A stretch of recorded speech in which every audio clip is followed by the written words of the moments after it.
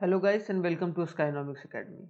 My name is Sunil Kumar Yadav और आप लोगों का एक बार फिर से स्वागत है हमारे यूट्यूब चैनल स्काइनॉमिक्स एकेडमी में। तो जैसा कि मैंने कल भी बताया था आप लोगों को कि आज हम लोग क्या पढ़ेंगे, डायरेक्टिंग पढ़ेंगे। तो डायरेक्टिंग को बहुत अच्छे तरीके से पढ़ने की कोशिश करेंगे। हम लोगों ने पोस्ट डीसी में हम लोगों ने प्लानिंग, ऑर्गेनाइजिंग, स्टाफिंग तीनों कंप्लीट कर रखे हैं। अब डायरेक्टिंग पढ़ेंगे, फिर डायरेक्टिंग का एमसीक्यूज, फिर कंट्रोलिंग और कंट्रोलिंग का एमसीक्यूज, क्योंकि ये मेन पार्ट है अगर बोला जाए बिजनेस स्टडीज से रिलेटेड। अगर बीएसटी मतलब बिजनेस स्टडी से रिलेटेड अगर चैप्टर्स की बात करें तो ये डायरेक्टिंग एक मेन पार्ट में से एक आता है। ठीक है,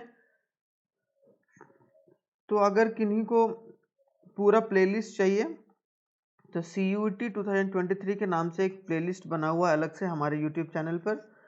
तो वहाँ जाकर आप लोग देख सकते हैं जो भी वीडियो आप लोगों का छूटा हुआ होगा या जो भी आप लोगों ने अभी तक नहीं देखा होगा, या फिर आप लोग थोड़ा सा लेट स्टार्ट किए हैं अगर तैयारी, तो वहाँ से आप लोग जाकर एंजॉय कर सकते हैं और सही तरीके से सही डायरेक्शन के थ्रू आप लोग काम कर सकते हैं। तो उसी चैप्टर को शुरू करते हैं आज। एक डायरेक्शन मतलब क्या, directing.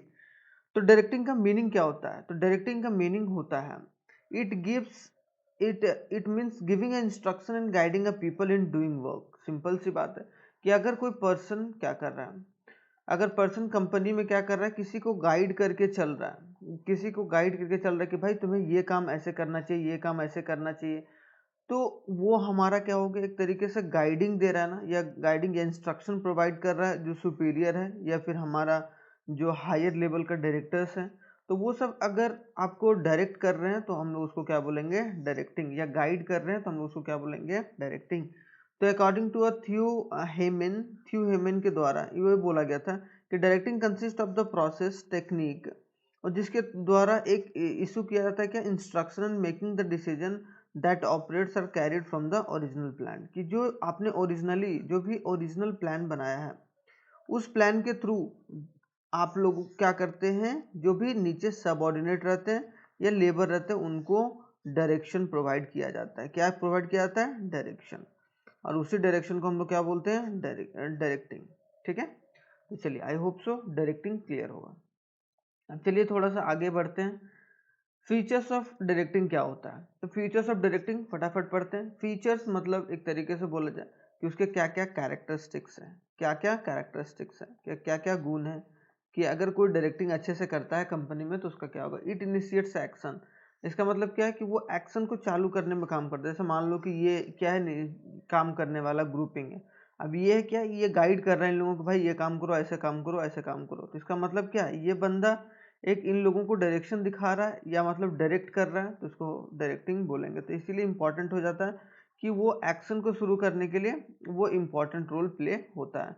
It takes place at every level of management, every level, चाहे वो टॉप लेवल हो, चाहे वो मिडिल लेवल हो, चाहे वो लोअर लेवल ऑफ मैनेजमेंट हो, वो हर जगह काम आता है। It is a continuous process, वो हमेशा करना होता है गाइड। ऐसा नहीं है कि आप साल में एक दिन या वन डे आपने क्या करा, गाइड कर दिया सारे एम्प्लॉयज़ को, उसके बाद आप शांत, कि भाई वो तो अपने आप ही काम करेंगे। ऐसा नहीं होता। आपको हर दिन ये कंटिन्यूअस प्रोसेस में समय समय रहते आपको एम्प्लॉयज़ को देखना होता है और सारी चीज़ों को गाइड करके चलना होता है। It flows from top to bottom. और जो डायरेक्शन होता है वो टॉप टू बॉटम होता है, कि ये डायरेक्टिंग करता है इसको और ये डायरेक्टिंग करता है इसको। मतलब टॉप लेवल मैनेजमेंट जो होता है वो डायरेक्शन तैयार करता है, फिर वो मिडिल लेवल मैनेजमेंट को भेजता है, फिर मिडिल लेवल लोअर लेवल में पहुंचाने का काम करता है। अब आते हैं importance of directing. What do mean by the importance of directing? It helps in achieving a goal. कि अगर अच्छा से डायरेक्शन रहा तो वो आपके गोल को अचीव करने में काम देगा। क्यों? क्योंकि आपने जो सोचा है वो गोल अचीव कब होगा, जब आप जितने भी इम्प्लॉयज़ या जितने भी ह्यूमन रिसोर्स आपके कंपनी में काम कर रहे हैं वो सही तरीके से एक डायरेक्शन में काम करेंगे, तब क्या होगा, अचीव कर सकते हैं गोल। इसीलिए इंपॉर्टेंस बढ़ जाती है। It integrates the employees effort. कि जो भी इम्प्लॉयज़ काम कर रहे होते हैं, जो भी लेबर वगैरह, जो भी जितने भी मैनेजर्स वगैरह काम कर रहे होते हैं या इम्प्लॉयज़ वगैरह काम कर रहे होते हैं, उनको एक सही इंटीग्रेट करके साथ में लेकर और एक सही डायरेक्शन दिया जाए। तो ये इंपॉर्टेंट हो जाता है अगर आप डायरेक्टिंग अच्छा करते हैं तब। इट इम्प्रूव एफिशिएंसी, क्षमता बढ़ाता है।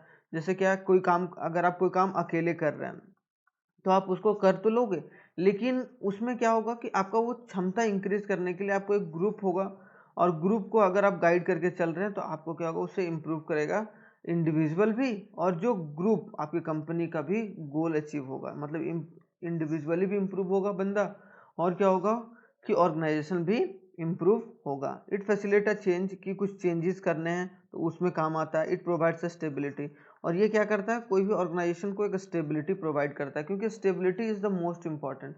कि अगर कोई बंदा स्टेबल है तो इसका मतलब क्या है कि वो काम बहुत अच्छे तरीके से किया जा रहा है। तो अगर स्टेबिलिटी बहुत ज़रूरी हो जाता है, ठीक है। तो ये इंपॉर्टेंस और फीचर्स थे हमारे। चलिए नेक्स्ट स्लाइड में फटाफट।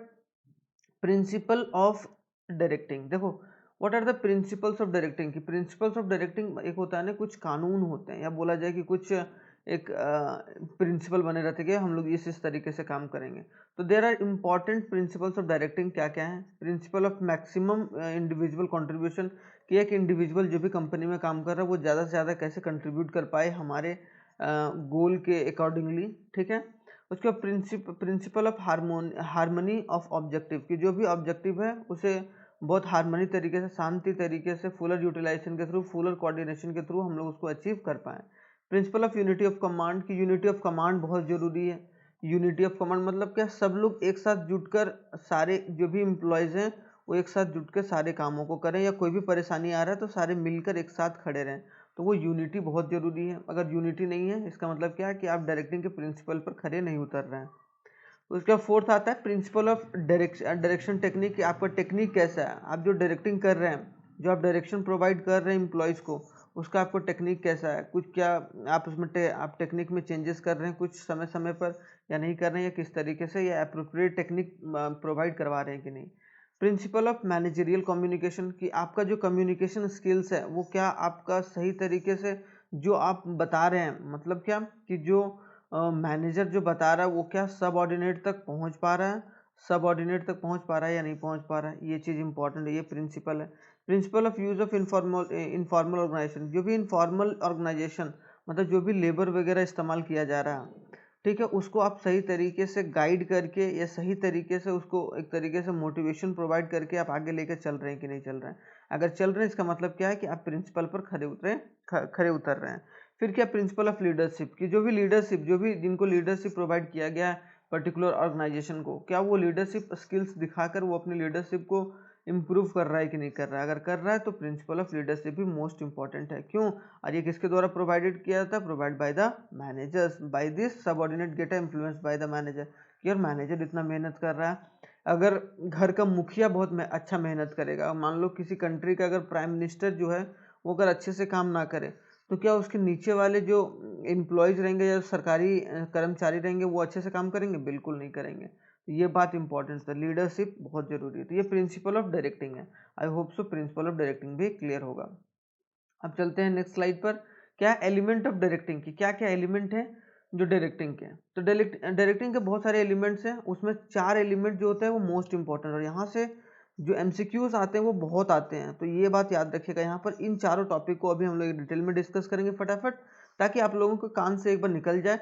तो आप लोग एक बार इसको आराम से या आराम से एक बार सुनकर, या फिर बोला जाए आराम से इसको बैठ कर या लेट कर कहीं भी सुन लो भाई, लेकिन सुन लो क्योंकि ये इंपॉर्टेंट है।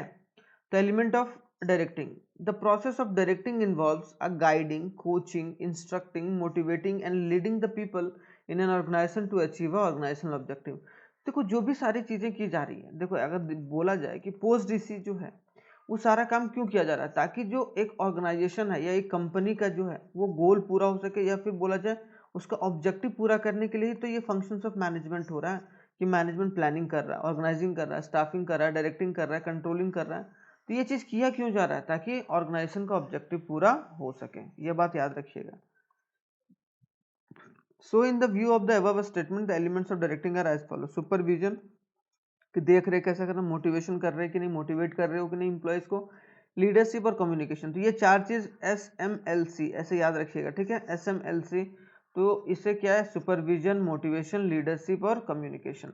तो ये 4 एलिमेंट्स हैं डायरेक्टिंग के, ये मोस्ट एलिमेंट है, ये मोस्ट इंपॉर्टेंट इसका पार्ट है एलिमेंट्स ऑफ डायरेक्टिंग का, इसीलिए मैं ज़्यादा तवज्जो देके चलूँगा इसको, ठीक है। अब चलिए एक एक करके डिस्कस करते हैं। पहला सुपरविजन डिस्कस करेंगे, उसके बाद फिर हम लोग मोटिवेशन, फिर लीडरशिप, फिर कम्युनिकेशन। अब आता है सुपरविजन। तो what do you mean by the supervision? It means that monitoring and observing the employees when they are performing their job. अगर कोई एम्प्लॉयज है वो काम कर रहा है, बहुत सारे एम्प्लॉयज होते हैं कंपनी में। अब एम्प्लॉयज हैं, मान लो ये गोलू है, ये क्या है, गोलू है, और ये चुटकी है। अब देखो गोलू और चुटकी दोनों काम कर रहे हैं, तो क्या ये दोनों आपस में ही तो लगे पड़े नहीं है ना सही तरीके से काम कर रहे हैं कि नहीं कर रहे हैं। तो ऑब्जर्व करना किसी की एक्टिविटीज़ को, ऑब्जर्व करना किसी की एक्टिविटीज़ को, या मॉनिटर करना कि वो सही से काम कर रहा है कि नहीं कर रहा है, तो उस चीज़ को हम लोग क्या बोलते हैं, सुपरविजन। कि भाई गोलू को मैंने प्रोजेक्ट दिया था, लेकिन वो किसका, चुटकी का प्रोजेक्ट कर रहा है, तो ये काम नहीं होना चाहिए, ठीक है। इसका मतलब क्या है कि गोलू का अपना अलग प्रोजेक्ट होगा, इसका कोई अलग काम दिया होगा, तो क्या ये दोनों सही तरीके से काम कर रहे हैं कि नहीं कर रहे हैं।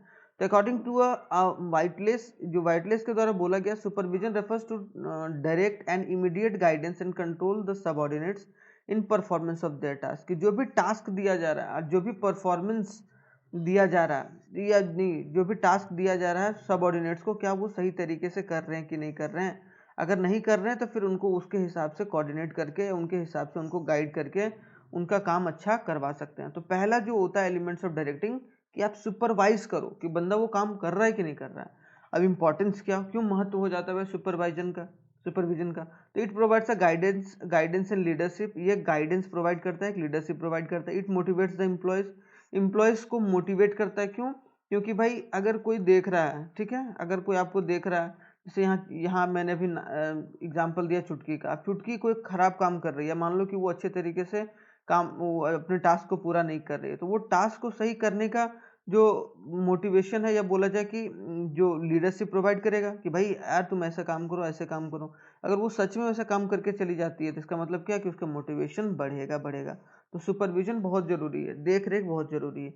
It controls the output, it preserves the record को प्रिजर्व करता है। कंट्रोल द आउटपुट, जो भी निकलता है, जो भी आप रिजल्ट निकाल के ला रहे हैं सामने, आप मैनेजर्स के सामने या फिर सुपीरियर के सामने, वो चीज़ सही तरीके से काम आएगा।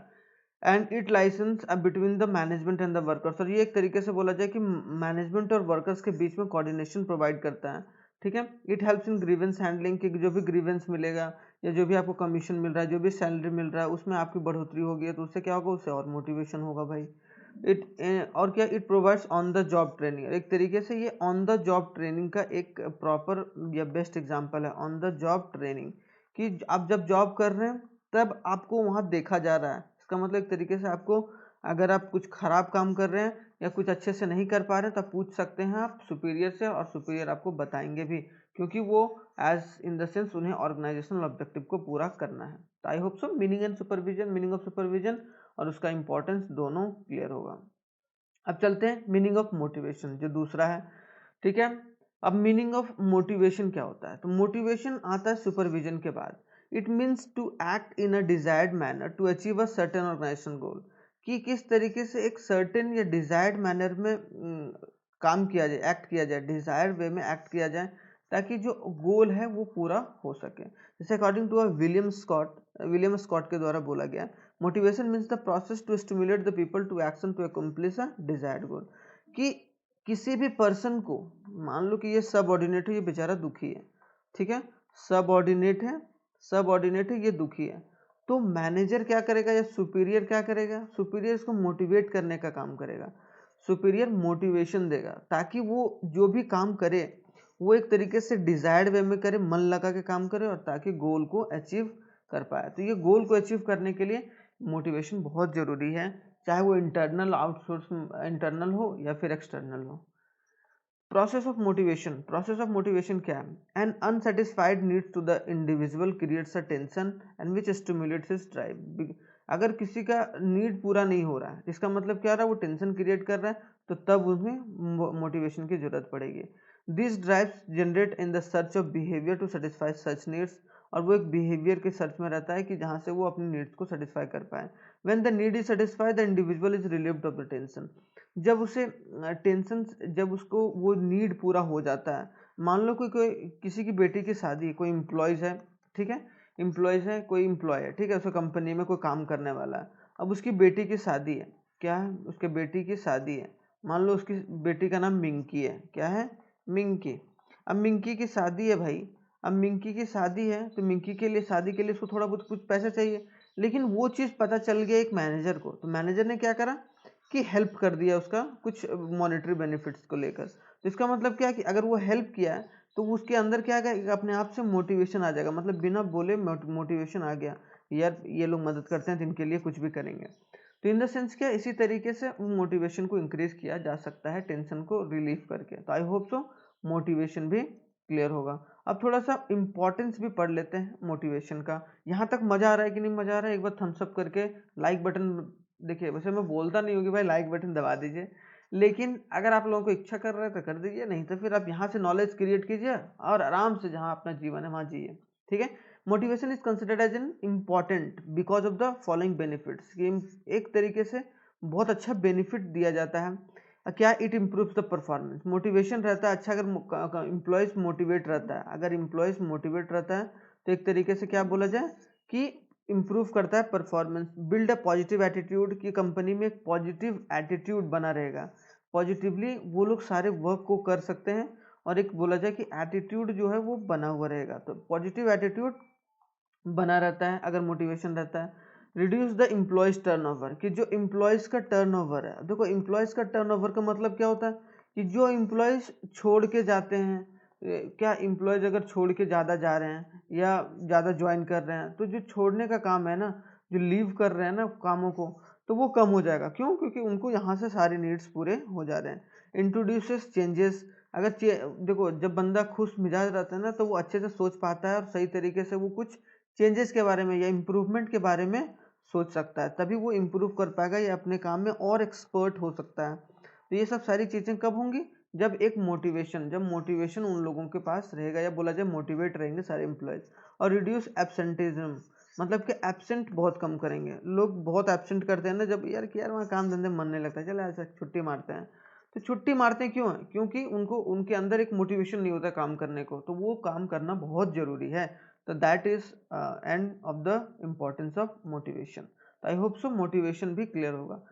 इन इन इसमें एक बहुत अच्छा मास्लो जो थे, एक बहुत बड़े इकोनॉमिस्ट थे, उन्होंने, या एक बोला जाए कि फिलोसफिस्ट थे, उन्होंने एक बोला था कि भाई कि जो need of hierarchy of theory of motivation, की थ्योरी ऑफ मोटिवेशन क्यों जरूरी होती है, तो उनके बारे में उन्होंने एक्सप्लेन करा था। तो Maslow explain this theory of hierarchy of 5 needs which are depicted, मतलब क्या 5 नीड्स के बारे में बात किया कि अगर ये 5 नीड पूरा हो जाता है कोई भी कंपनी में किसी भी एम्प्लॉयज़ का, तो वो क्या करेगा, वो सेल्फ मोटिवेटेड रहेगा।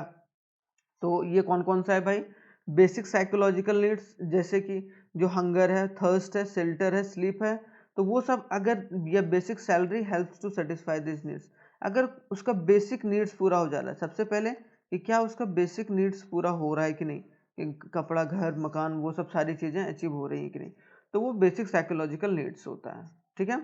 दूसरा सेफ्टी एंड सिक्योरिटी, क्या जो भी उसको इनकम मिल रहा है वो उसको एक सिक्योरिटी प्रोवाइड कर रहा है कि नहीं कर रहा है, एक सोशल सिक्योरिटी प्रोवाइड कर रहा है कि नहीं कर रहा है, और एक जॉब सिक्योरिटी मोस्ट इंपॉर्टेंट है, कि जो भी जॉब सिक्योरिटी की आप भाई एक जगह आप मान लो कि आप काम कर रहे हो, ठीक है, वहां पर आपको कब हटा दिया जाए उसका कोई ठिकाना नहीं है, तो वहां पर आपकी क्या रहेगी, आप अच्छे से मोटिवेट नहीं रहोगे।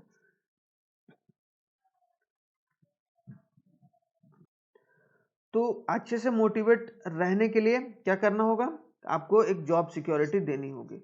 अब आता है affiliation and belongingness and social needs, this needs are concern with affection, sense of belongingness, अपनापन होना चाहिए। अगर आप कहीं काम कर रहे हो, कोई आपको अपना नहीं मान रहा है, अपने तो अपने होते हैं, गाना सुने हो कि नहीं, तो ये अपना अगर नहीं मान रहा है तब क्या है कि वो मोटिवेट नहीं है, तो ये चीज़ होना जरूरी है। स्टीम नीड्स, इज्जत मिलना चाहिए, इज्जत, अगर उसको इज्जत मिल रहा है वहाँ पर सेल्फ रिस्पेक्ट उसको दिया जा रहा है, उसको अपना मतलब बेइज्जती नहीं किया जा रहा है, उसका स्टेटस रिकग्निशन दिया जा रहा है, उसको पहचान दिया जा रहा है, तो उसका क्या होगा, वो क्या इन्हेंस करता है, सेल्फ कॉन्फिडेंस और एक प्रेस्टीज ऑफ द एम्प्लॉयज़ की इज्जत, क्या यार भाई चलो थोड़ा 2 रुपया कम मिल रहा है लेकिन वहाँ इज्जत है भाई, तो वहाँ लोग ज़्यादा काम करना पसंद करता है। ऐसा नहीं है कि जहाँ 10 रुपये ज़्यादा मिल रहा है लेकिन क्या है कि गधे के जैसा उसको डांटा जा रहा है, या गधे के जैसे उसको सारे कामों को करवाया जा रहा है जो उसका काम है भी नहीं, तो वहाँ पर क्या होगा कि एक तरीके से मोटिवेशन नहीं रहेगा और वो अच्छे तरीके से काम नहीं करेगा। सो लास्टली आता है फिफ्थ, सेल्फ एक्चुअलाइजेशन नीड्स, कि एक्चुअलाइजेशन होना चाहिए उनको, सेल्फ अंदर में जो भी फुलफिलमेंट होता है वो होना चाहिए। Highest level to need is an hierarchy and this needs, जो ग्रोथ के लिए कि क्या वहाँ पर ग्रोथ है कि नहीं, कोई इम्प्लॉयज़ का या जो काम कर रहा है उसकी अगर ग्रोथ नहीं है वहाँ पर, तो वो फिर क्या करेगा कि वो वहाँ पर ज़्यादा दिन तक नहीं टिक सकता है। तो ये 5 जो होते हैं वो एक तरीके से हियरार्की है मोटिवेशन का, जो मास्लो ने दिया था। अगर कोई इसे फॉलो करके चलता है तो एम्प्लॉयज़ अपने आप ही मोटिवेट हो जाता है, उसे एक्सटर्नल मोटिवेशन की ज़रूरत नहीं होती है। एजम्पशंस क्या, कि क्या क्या एजम्पशंस है जहाँ पर इसके थ्योरी काम करेंगे। People's behaviour is based on their needs, needs के हिसाब से काम करता है। People's needs are hierarchy in the order, हमेशा बदलता रहता है, साइकोलॉजिकल नीड्स बदलता रहता है जैसे जैसे वो हायर लेवल पर चलते चलते हैं।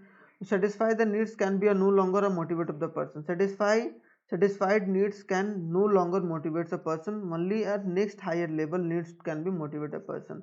देखो एक पर्सन है उसको आप सेटिस्फाई कर रहे हो, मतलब बोला जाए कि यार ठीक है जितना नौकरी दे रहे हो, अब 50,000 रुपये तनख्वाह दे रहे हो, लेकिन उसको सेटिस्फैक्शन नहीं मिलेगा। क्यों? क्योंकि जब तक वो हायर लेवल थोड़ा सा उसका पोस्ट नहीं बढ़ेगा, पोस्ट नहीं बढ़ता है, या फिर एक बोला जाए कि जो उसका जो भी लेवल पे काम कर रहा है उसका लेवल नहीं बढ़ेगा काम करने का, तब भी वो सेटिस्फाई नहीं होगा। Person can move to a next higher level needs only when the lower needs is satisfied, और हायर लेवल पर तभी जाएगा जब वो लोअर नीड्स उसका पूरा होगा। तो वो चीज़ करना है। तो ये एक एजम्पन्स है जो उसके ये एजम्पन्स रहेगा, और ये एज्यूम किया जाता है कि ये सब सारे लोगों के बीच में ये सब सारी बिहेवियर होनी चाहिए, तभी वो मोटिवेशन या मास्लो का थ्योरी काम करेगा। अब आते हैं फाइनेंशियल इंसेंटिव्स। फाइनेंशियल इंसेंटिव क्या होता है? What do you mean by the financial incentive? It refers to the incentive which are measurable in the monetary terms, कि जो भी रुपया के फॉर्म में या जो भी आप सैलरी के फॉर्म में उसे दे रहे हैं to serve a people for the better performance. तो कोई इंसेंटिव मतलब होता है जो बोनस दिया जा रहा है। मान लो कि कोई प्रोजेक्ट दिया, ये एक मान लो कि मैनेजर है, क्या है? मैनेजर है, ये मैनेजर है और एक सबऑर्डिनेट्स है, ठीक है, सबऑर्डिनेट है। अब जो सबऑर्डिनेट को कोई काम दिया गया, एक प्रोजेक्ट दिया गया मान लो, अब एक प्रोजेक्ट दिया गया, वो प्रोजेक्ट सबऑर्डिनेट बहुत अच्छे से किया, तो इसको क्या बोनस दे दिया गया। मान लो कि इसका 50,000 सैलरी, 50,000, तो भाई 20% तुम्हें एक्स्ट्रा बोनस मिलेगा। इसका मतलब क्या किया गया? इंसेंटिव दिया गया। और अगर किसी को आप इंसेंटिव देते हो किसी के हाथों में, तो फिर वो क्या करता है? वो और मोटिवेट होकर काम करता है। तो यही बोला जा रहा है, बोनस के रूप में प्रॉफिट शेयरिंग दे दो, को पार्टनरशिप कर लो, productivity linked wages incentive, retirement benefit, perquisites. ये सब सारा अगर पे और अलावेंस आप सही समय पर और बहुत अच्छे तरीके से देते हैं, पे एंड अलावेंस, तो वो एम्प्लॉय जो रहता है वो अपने आप मोटिवेट फील करता है। तो फाइनेंशियल इंसेंटिव भी मोस्ट इंपॉर्टेंट पार्ट है मोटिवेशन का। तो आई होप सो ये भी चीज़ क्लियर होगा यहाँ पर। अब आते हैं नॉन फाइनेंशियल नीड्स क्या होती है भाई?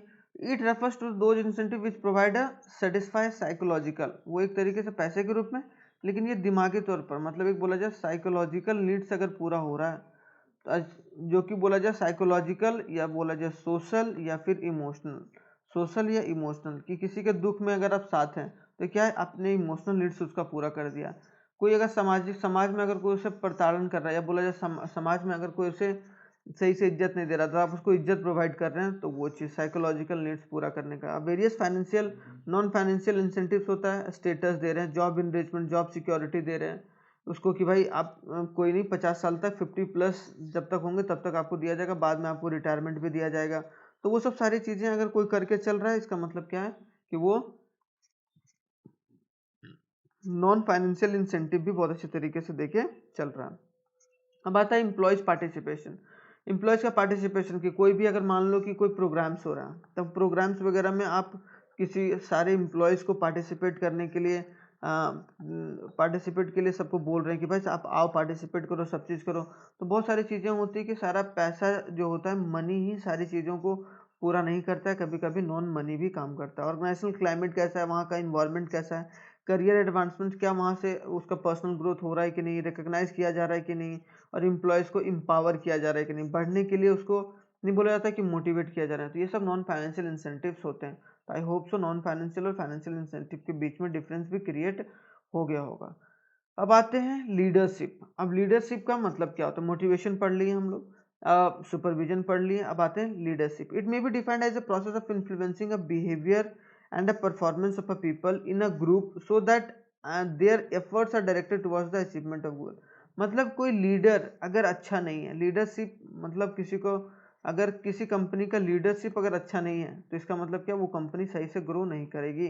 तो इसका, ताकि किसी के बिहेवियर को इन्फ्लुएंस कर सके, है कि नहीं, किसी के बिहेवियर को, मतलब कोई उदास रह रहा है, कोई इम्प्लॉइज ये सही तरीके से काम नहीं कर रहा है, तो अगर उसको हम लोग एक लीडर अच्छा दे दें तो वो लीडरशिप क्या कर सकता है, वो लीडर क्या करेगा, वो लीडर इसके बिहेवियर को चेंज कर सकता है या उसके बिहेवियर को इन्फ्लुएंस कर सकता है, ताकि जो ऑर्गेनाइजेशनल ऑब्जेक्टिव है या जो भी ऑर्गेनाइजेशन गोल है उसे वो अचीव कर पाए।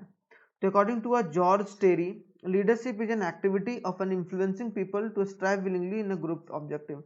कि लीडरशिप में क्या, कि एक ग्रुप को, एक ग्रुप में आने के लिए या एक ग्रुप को एक साथ चलाने के लिए लीडरशिप की इंपॉर्टेंस बढ़ जाती है। कि एक ग्रुप कैसे चले, तो एक लीडर अगर अच्छा रहेगा तो ग्रुप अच्छा चलेगा, और अगर लीडर अच्छा नहीं रहेगा तो ग्रुप अच्छा नहीं चल सकता।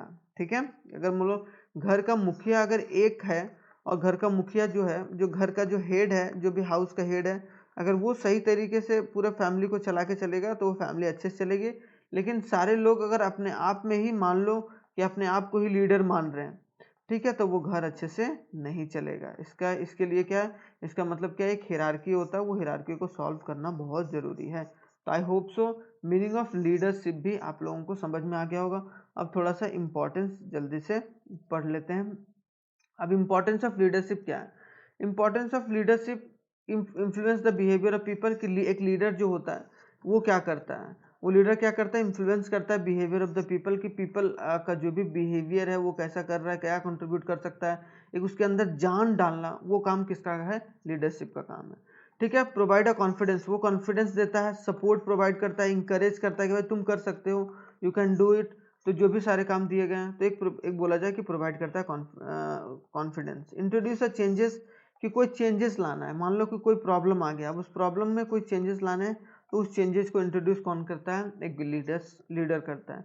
हैंडल कॉन्फ्लिक्ट, अगर किसी के बीच में, दो एम्प्लॉयज के बीच में डिसएग्रीमेंट हो गया, एम्प्लॉयज 1 और एम्प्लॉयज 2 के बीच में, तो उनके बीच में सुलह कराने का काम कौन करता है, या झगड़ा को शांत कराने का काम कौन करता है, लीडरशिप या लीडर्स करता है। तो एक तरीके से इंपॉर्टेंशिप। प्रोवाइड अ ट्रेनिंग, की जो ट्रेनिंग है, ट्रेनिंग भी कौन करवाता है, बोला जाए किसके अंडर वो लोग करते हैं, एक लीडर के अंदर करते हैं, ताकि जो भी कंपनी का फंक्शन हो वो स्मूथली आसानी से हो सके और गोल को अचीव किया जा सके। ठीक है, तो आई होप सो ये भी सारी चीज़ें यहाँ पर क्लियर होगा, इंपॉर्टेंस ऑफ लीडरशिप। अब आते हैं अगले स्लाइड्स पर। आप लोगों को मजा लग रहा है कि नहीं, वो आप लोग में फटाफट बता दीजिएगा। ठीक है, और लग रहा होगा तो आप लोग एक बार लाइक बटन दबा दीजिएगा। और ये हमारा व्हाट्सएप नंबर है, अगर आप लोगों को कोई डाउट और क्वेरी होता है किसी भी क्वेश्चन पर, तो आप लोग यहाँ पर सवाल पूछ सकते हैं और इसमें कोई डाउट नहीं है।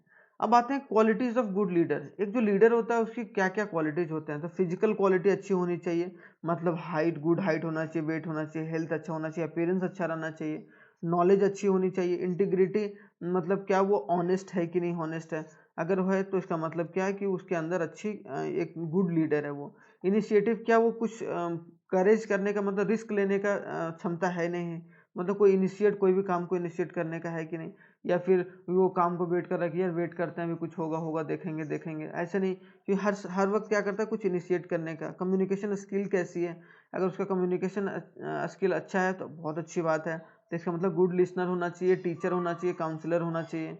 मोटिवेशन स्किल्स है उनके अंदर कि नहीं, कि किसी दूसरे के प्रॉब्लम को तुरंत सुन सकता है, उसको मोटिवेट कर सकता है। सेल्फ कॉन्फिडेंस बहुत ज़रूरी है, क्योंकि डिफ़िकल्ट टाइम्स में बहुत बार क्या होता है, कोई भी बिजनेस में डिफ़िकल्ट तो आता ही है, ठीक है, तो उस डिफ़िकल्टी को कॉप अप करने के लिए क्या उसके अंदर एक कॉन्फिडेंस है कि नहीं। डिसिसिवनेस क्या है, कि sense once taken decision he should be a firms on it, कि जो भी डिसीजन ले रहा है, जो भी एक बार डिसीजन ले लिया कि हाँ भाई मुझे ये काम करना है, तो क्या उस काम पर वो अड़िग है या नहीं। ऐसा नहीं बार बार वो नथुराम जैसा बदलता जा रहा है कि नहीं, बोलते ना दल बदलू है भाई, हमेशा कुछ प्रॉब्लम है तुरंत बदल गया, अरे ये काम करो, अरे ये काम करो, कोई एक कामों पर स्ट्रिक्ट नहीं है।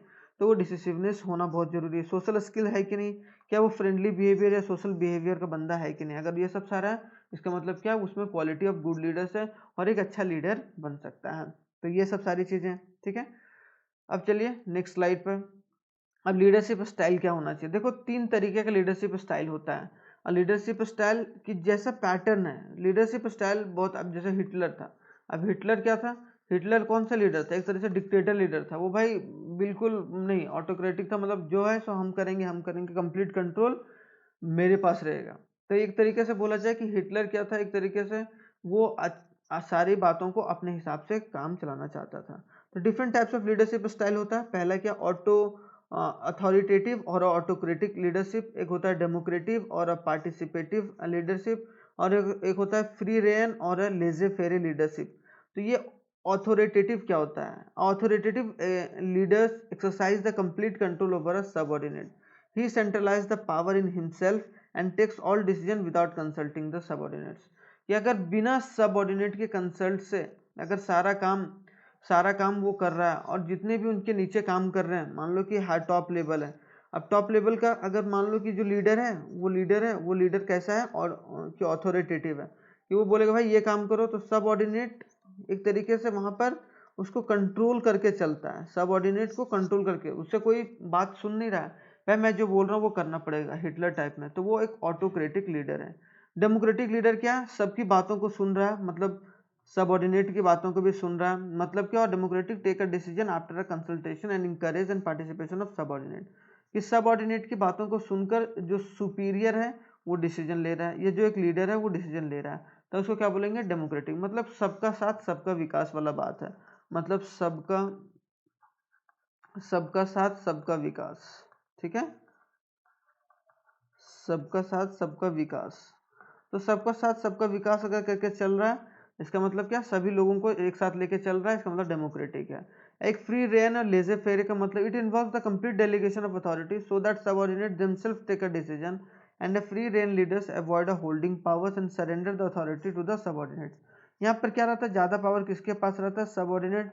कि तुम लोग भाई जो डिसीजन लेना है तुम लोग लो, इसमें हम कुछ नहीं करेंगे। इसका मतलब क्या हो गया कि एक तरीके से पूरा कंट्रोल किसके पास आ गया? सबऑर्डिनेट के। तो उसको बोलेंगे फ्री रेन, ज़्यादा दखल अंदाजी नहीं होता है, कि अपने आप लोग डिसीजन लो और अपने आप कंपनी को आगे बढ़ाओ। तो ये 3 टाइप्स ऑफ लीडरशिप स्टाइल होते हैं, तो ये बात आपको पता होना चाहिए। अब आते हैं कम्युनिकेशन। कम्युनिकेशन क्या है? Communication can be defined as the process of exchange of ideas, facts, feelings, views between the two or more peoples to create a common understanding. कि जो भी एक्सचेंज किया जा रहा है, आइडिया को एक्सचेंज किया जा रहा है, फैक्ट्स को, फीलिंग्स को, व्यूज को एक्सचेंज किया जा रहा है between two or more people, तो उसको हम लोग क्या बोलेंगे? कम्युनिकेशन बोलेंगे। अकॉर्डिंग टू रोजर्स के हिसाब से communication is a process by which the people create and share the information with another. मतलब क्या? एक दूसरे के साथ एक्सचेंज क्या करते हैं? आइडियाज। एक दूसरे के साथ जो आइडियाज एक्सचेंज होता है उसको हम लोग क्या बोलेंगे? कम्युनिकेशन। बहुत अच्छा है। और बोलेंगे अगर जहाँ कम्युनिकेशन अच्छा नहीं, मतलब आइडिया शेयर नहीं हो रहा है, इसका मतलब वहाँ कम्युनिकेशन स्किल्स अच्छा नहीं है, कम्युनिकेशन उस कंपनी में अच्छा नहीं है। अब एलिमेंट ऑफ कम्युनिकेशन क्या होता है? तो पहला एक होता है, एक बोला जाए कि सेंडर होता है, कि जो मैसेज को कन्वे करता है, अपने थॉट को कन्वे करता है। एक मैसेज होता है कि जो सब्जेक्ट मैटर पर कम्युनिकेट कर रहा है। Encoding it refers to the converting message into a communication symbol word. कि कोई इनकोडिंग का मतलब होता है कि अगर कोई कोई बात बोल रहा है उसको वर्ड या पिक्चर में कन्वर्ट करना। मीडिया का है, it is a path of channel or medium through which the encoding message are transmitted to the receiver. कि जहाँ पर मीडिया के थ्रू क्या होता है कि जो बात बोलना चाह रहा है, जिसको बोलना चाह रहा है, उन दोनों तक पहुंचाने का बात करता है। Decoding it is a process of translating or encoding message into effectively language should understood by the receiver. Decode करना कि भाई तुम्हारी बात को मैं डिकोड करके मैं सारी बातों को समझ पा रहा हूँ।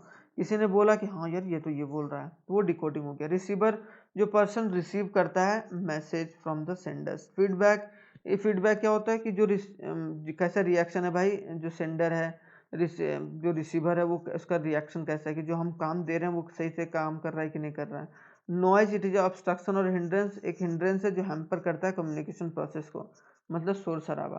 तो ये है क्या? डिफरेंट टाइप्स ऑफ एलिमेंट्स हैं। सेंडर है, मैसेज है, इनकोडिंग है, मीडिया है, डिकोडिंग है, रिसीवर है, फीडबैक है, नॉइज है। तो ये याद रखना है कि कौन कौन से एलिमेंट हैं।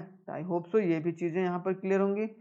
अब आता है इंपॉर्टेंस ऑफ कम्युनिकेशन क्या क्या है भाई? तो act on the basis of coordination, coordination के हिसाब से काम करना है ताकि effectiveness of manager depends upon the ability to communicate with the subordinates. एक जो लीडर है उसकी इफेक्टिवनेस तभी पता चलती है कि वो किस तरीके से कम्युनिकेट कर रहा है अपने सबऑर्डिनेट में। Act on the basis of coordination, coordination के हिसाब से वो बात करता है। Act in a smooth working of an enterprises, कि जो भी इंटरप्राइजेस है या जो भी कंपनी में है उसमें स्मूथ वर्किंग हो सके। तो उसमें अब मान लो कि कोई मराठी है, ठीक है, हम उसे मराठी आ रहा है, हम उसको बंगाली में सारी चीज़ें बोल रहे हैं, तो इसका मतलब क्या कि वो सही बात नहीं है। क्यों? क्योंकि वो जान ही नहीं रहा है बंगाली, तो फिर आप बंगाली क्यों बोल रहे हो उसको। उसके बाद आता है कि act on the basis of decision taking, कि जो भी डिसीजन टेकिंग के हिसाब से उसका एक्ट होना चाहिए। इंक्रीज द मैनेजरियल एफिशिएंसी, और अगर कम्युनिकेशन अच्छा है तो मैनेजरियल एक्टिविटी, मतलब जो मैनेजमेंट होता है कंपनी में वो बढ़ जाता है और अच्छा हो जाता है, उसकी क्षमता बढ़ जाती है, तो मैनेजमेंट अच्छी हो जाती है। I hope so importance of management भी बहुत अच्छे तरीके से क्लियर होगा और एनर्जी के साथ आप लोग पढ़ रहे होंगे। अब फिफ्थ क्या होता है? Promote a coordination and industrial peace. एक बोला जाए कि जो इंडस्ट्रियल पीस है, मतलब जो वर्कर्स और जो मैनेजर्स के बीच में है वो सही से कोऑर्डिनेट करके सारी चीज़ें चल रही हैं और उसमें कोई लड़ाई झगड़ा नहीं हो रहा है आपस में। इस्टेब्लिश इफेक्टिव लीडरशिप, लीडरशिप भी इफेक्टिव होगा। अगर लीडरशिप इफेक्टिव नहीं होगा तो कंपनी सही तरीके से नहीं, क्योंकि ज़्यादातर कौन कम्युनिकेट करता है? ज़्यादातर कम्युनिकेशन कौन करता है? लीडरशिप कम्युनिकेशन करता है, तो ये बात याद रखना है। Boost a moral and provide a motivation, जो मोटिवेशन, अगर गुड और इफेक्टिव कम्युनिकेशन अगर किसी के साथ आप करते हैं, किसी को अच्छे से समझाते हैं, तो वो क्या करेगा? मोरल को अप करेगा, मतलब वो अच्छे से और इज्जतदार फील करेगा और अच्छे तरीके से काम करके भी चलेगा। तो आई होप सो कम्युनिकेशन का इंपॉर्टेंस बहुत अच्छे तरीके से क्लियर होगा।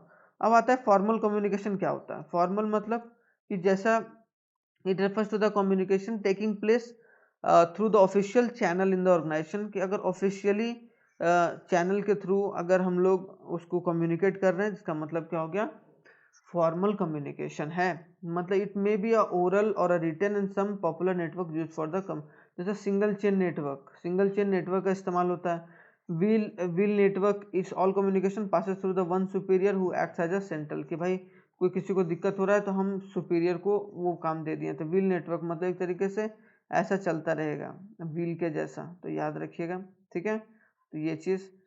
उसके बाद circular network, circular network each person can communicate with to adjoining colleagues, कि सारे लोग बातचीत कर सकते हैं या कम्युनिकेट कर सकते हैं दो अदर कोलिग्स के साथ। फ्री फ्लो नेटवर्क, जिसमें no restriction of flow of communication, बातचीत करने का मना किसी को नहीं है। Inverted V shape networks which are subordinate is allowed to communicate, जिसमें सबऑर्डिनेट को अलाउ किया जाता है कि आप कम्युनिकेट कर सकते हो, सबऑर्डिनेट को अलाउ किया जा रहा है कि आप कोऑर्डिनेट कर सकते हो, तो उसको इन्वर्टेड वी नेटवर्क। तो यहाँ 5 होते हैं जिसके थ्रू फॉर्मल कम्युनिकेशन किया जाता है, ठीक है। अब क्या आता है? Informal communication. इनफॉर्मल कम्युनिकेशन क्या होता है? It takes place in organisation without following the formal line of communication.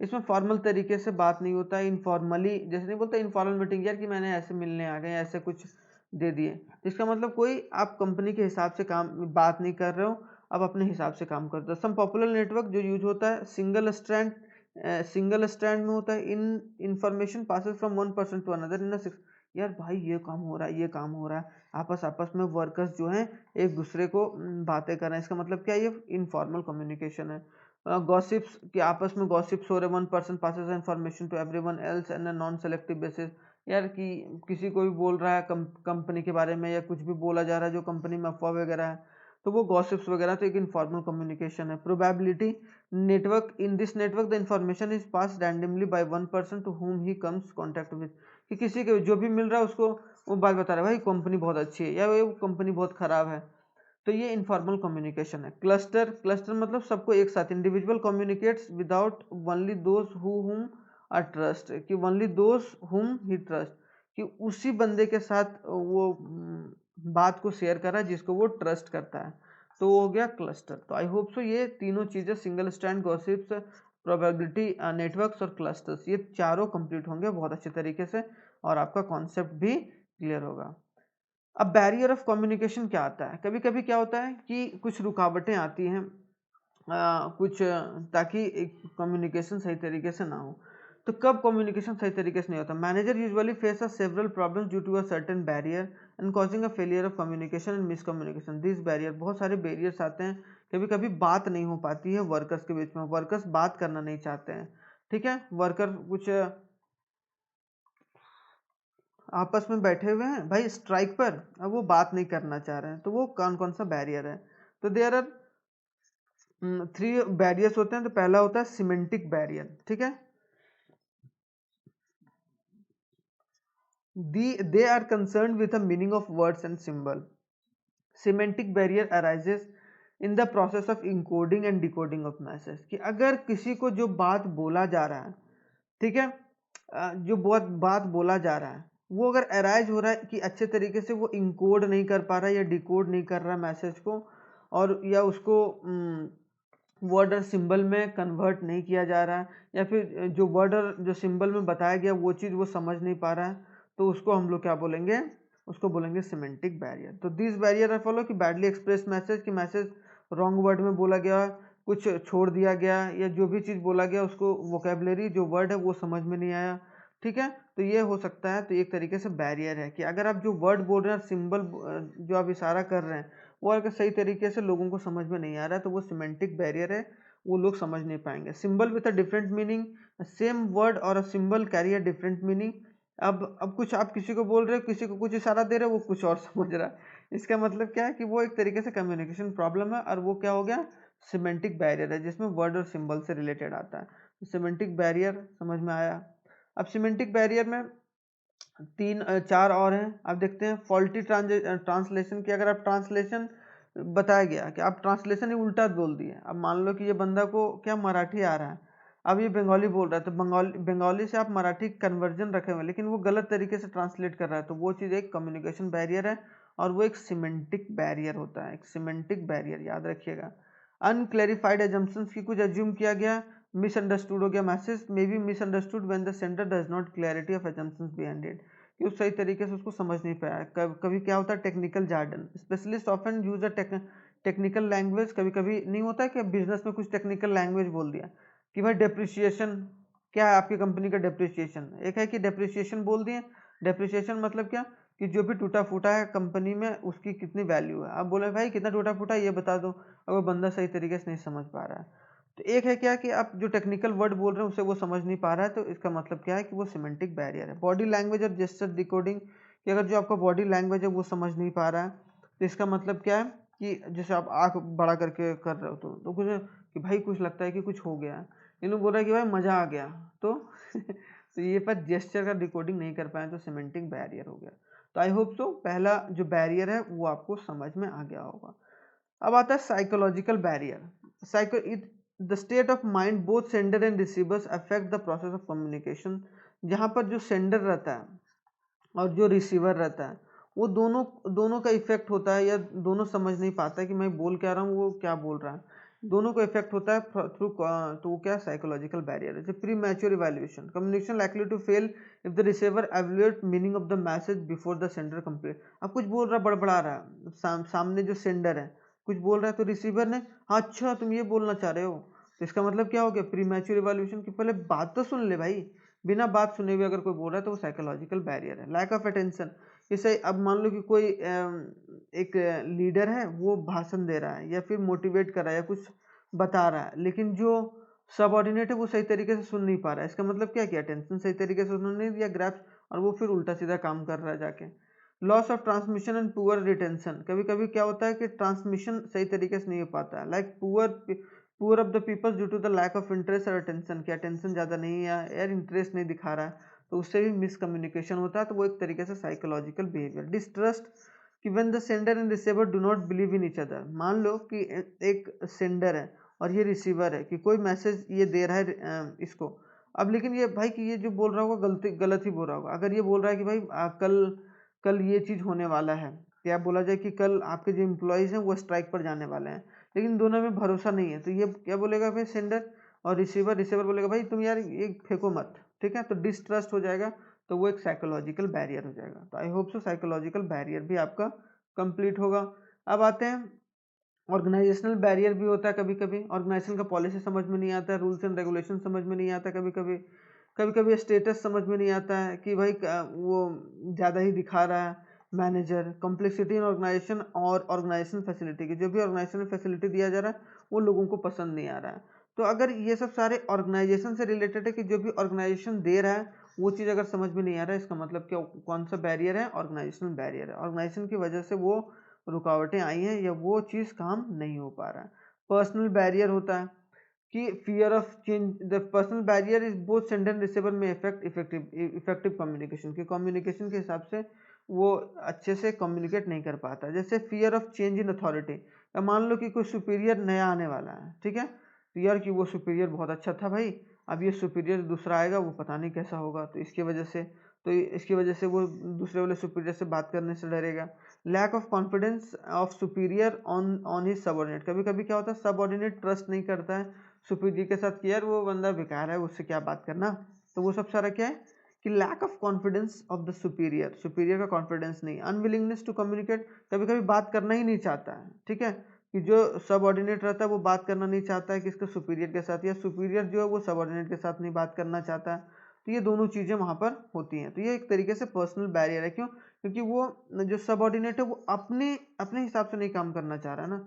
Lack of proper incentive, people do not initiate and communicate in the absence of proper incentive, कभी कभी क्या होता है, कभी कभी सही इंसेंटिव्स नहीं दिया जाता या बोनस नहीं दिया जाता, कुछ काम किया कोई बंदा और उसको जो बोनस मिलना चाहिए वो बोनस नहीं मिला, तो अगले बार से क्या करेगा, वो काम ही अच्छे से नहीं करेगा। इसका मतलब क्या, कम्युनिकेशन सही नहीं है, तो ये पर्सनल बैरियर है। तो आई होप सो ये सारी चीज़ें यहाँ तक कंप्लीट होंगी और इसमें कोई दिक्कत नहीं होगा।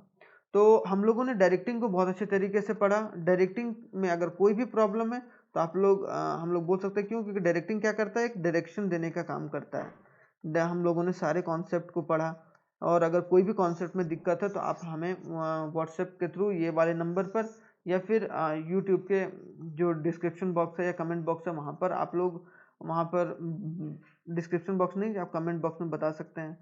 ये हमारा वेबसाइट है, ये हमारा फेसबुक आईडी, ये हमारा इंस्टाग्राम आईडी है, यहाँ भी फॉलो कर सकते हैं। आपको जो भी लेटेस्ट जो भी चीज़ें होती है और अलग अलग जो इकोनॉमिकल कॉन्सेप्ट्स होते हैं उनको वहाँ पर इकोनॉमिक्स से रिलेटेड या बिजनेस स्टडीज से रिलेटेड उन सारे कॉन्सेप्ट्स को शेयर किया जाता है, ठीक है।